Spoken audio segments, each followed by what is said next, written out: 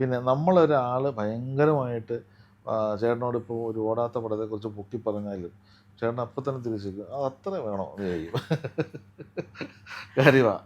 എനിക്കങ്ങനെ എന്നുവെച്ചാൽ യാഥാർത്ഥ്യം തിരിച്ചറിഞ്ഞ് എന്നാൽ ആരോടും പരിഭവമില്ലാതെ ഒരു പ്രശ്നങ്ങൾ ഉണ്ടാക്കാതെ പോകുന്നതാണ്. എല്ലാം തിരിച്ചറിയും.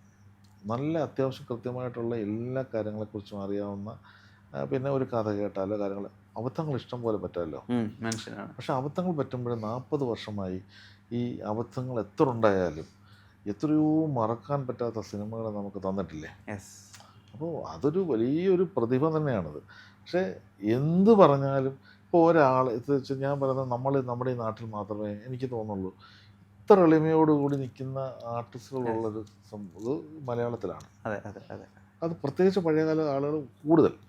അപ്പോൾ മറ്റുള്ള സ്ഥലങ്ങളിലൊക്കെ നമ്മളെ ഒരാളുടെ അടുത്തേക്ക് എത്താൻ എന്ത് ബുദ്ധിമുട്ടാണ് അല്ലേ. ഇവിടെ അങ്ങനത്തെ ഒന്നുമില്ലല്ലോ. മാനേജറിന്റെ അപ്പോയിൻമെന്റ് നമ്മൾ ആദ്യം എടുക്കണം പിന്നെ ബൗൺസേഴ്സ് മറ്റേ മറിച്ച് അങ്ങനത്തെ. ഇത് ശരിക്കും പറഞ്ഞാൽ അങ്ങനെയൊന്നും ഇല്ലല്ലോ. കാരവാനകത്ത് മാത്രമേ ഇരിക്കൂ അങ്ങനെയൊന്നും ഇല്ലല്ലോ.